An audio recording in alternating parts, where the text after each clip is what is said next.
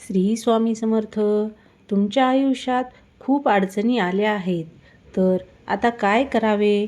आता स्वामी प्रकट दिन जवळ आला आहे, तर आपण एक गोष्ट करू शकतो, ती म्हणजे स्वामी प्रकट दिनापर्यंत गुरुचरित्रातील हा अध्याय वाचलो तर तुमच्या आयुष्यातील कितीही अडचणी असतील, पैशाची समस्या असेल, नोकरी मिळत नसेल, घरात वाद, मन शांत नसेल, तर हा अध्याय वाचल्यानंतर नक्कीच तुम्हाला फरक जाणवणार आहे.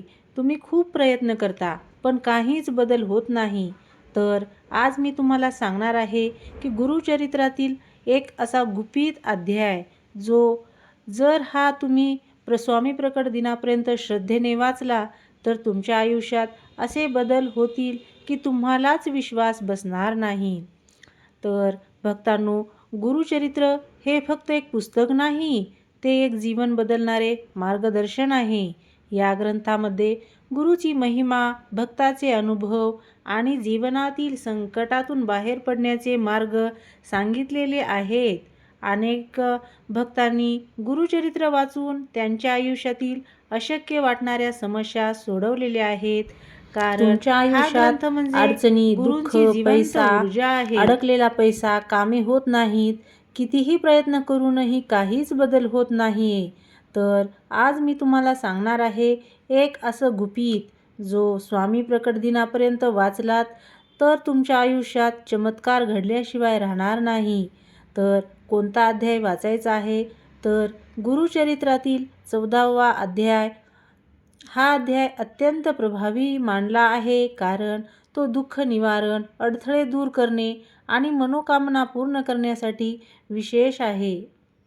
कारण या अध्यायामध्ये संकटातून मुक्ती, अडथळ्यांचा नाश, मनोकामना पूर्ण होण्याचा संकेत आणि गुरूंची कृपा मिळवण्याचा मार्ग आहे. तर या अध्यायाचे महत्त्व काय आहे? तर जीवनातील अडथळे दूर होत असतात, मानसिक ताण कमी होत असतो, घरात शांतता आणि सकारात्मक ऊर्जा येत असते, अडकलेली कामे मार्गी लागत असतात, स्वामींची कृपा ही लवकर मिळत असते. तर हा अध्याय कसा वाचायचा आहे एकदम सोप्या पद्धतीने सांगणार आहे. तर स्वामी प्रकट दिनापर्यंत रोज सकाळी लवकर उठून स्नान करायचं आहे, स्वामी समर्थांची प्रतिमा समोर ठेवायची आहे आणि दिवा आणि अगरबत्ती लावायची आहे. मन शांत करून 14वा अध्याय वाचायचा आहे. शेवटी श्री स्वामी समर्थ हा जप 11 किंवा 21 वेळा करायचा आहे. तर महत्त्वाची गोष्ट म्हणजे वाचन करताना अजिबात घाई करायचं नाही, शांततेत हा अध्याय वाचायचा आहे. श्रद्धा आणि विश्वास ठेवायचा आहे गुरुवर. शक्य असेल तर एकाच वेळेला रोज हा अध्याय वाचायचा आहे. तर त्यासाठी एक तुम्हाला छोटी आणि प्रेरणादायी कथासुद्धा सांगणार आहे. एक व्यक्ती खूप अडचणीत होती, नोकरी नव्हती, कर्ज वाढत होतं, घरात भांडणं. कोणीतरी त्याला सांगितलं, स्वामी प्रकट दिनापर्यंत गुरुचरित्राचा 14वा अध्याय वाच. त्याने विश्वासाने सुरू केले.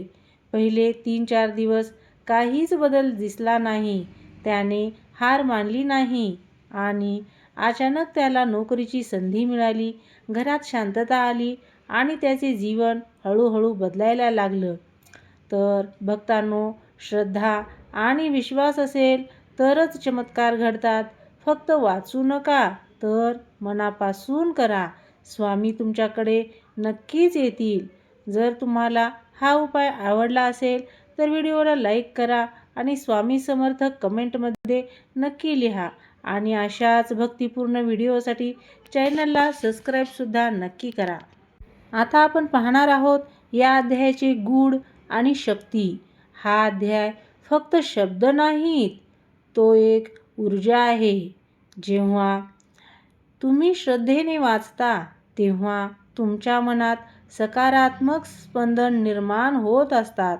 हळूहळू तुमचा आत्मविश्वास वाढायला सुरुवात होते, भीती कमी होत असते, निर्णय घेण्याची ताकदसुद्धा येत असते आणि सर्वात महत्त्वाचे म्हणजे गुरु तुमच्या आयुष्यात कार्य करायला सुरुवात करत असतात. तर आता मी सांगणार आहे की वाचनाची योग्य पद्धत कशा प्रकारे आहे. तर आता खूप भक्तजण विचारत असतात की कसं वाचायचं. तर ही योग्य पद्धत कशी आहे, तर सकाळची वेळ ही सर्वोत्तम वेळ आहे. सकाळी लवकर उठायचं, स्नान करून स्वच्छ कपडे घालायचे, एक शांत जागा निवडायची, स्वामी समर्थाचा फोटो किंवा मूर्ती समोर ठेवायची, एक दिवा लावायचा, एक अगरबत्ती लावायची, हात जोडून प्रार्थना करायची, स्वामी माझ्या आयुष्यातील अडचणी दूर करा आणि मला योग्य मार्ग दाखवा.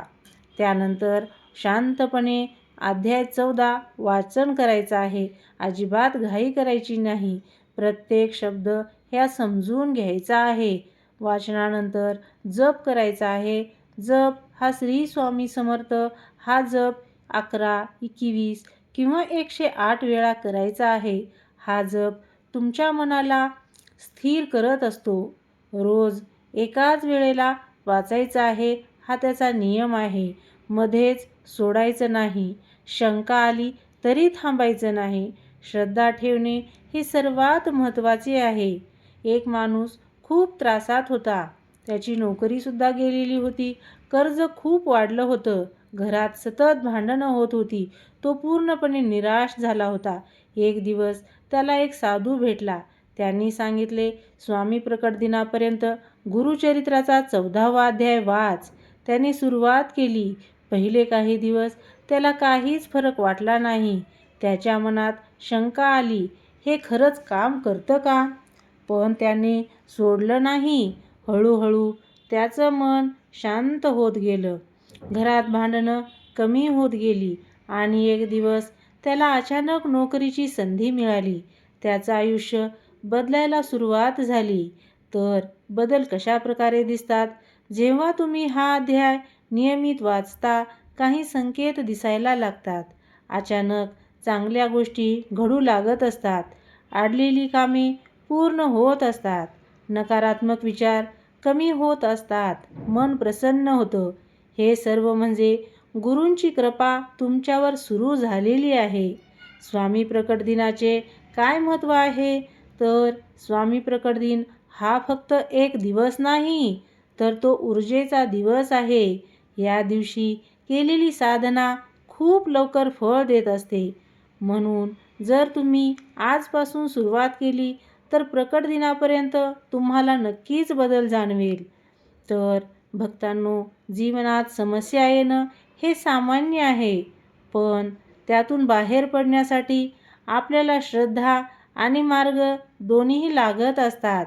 गुरुचरित्राचा 14वा अध्याय हा फक्त उपाय नाही, तर तो एक अनुभव आहे. एकदा मनापासून करून पहा.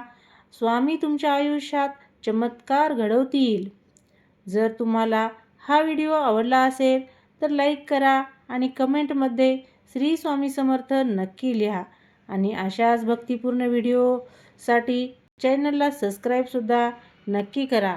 झालेली सेवा स्वामीचरणी अर्पण. सर्वांना श्री स्वामी समर्थ.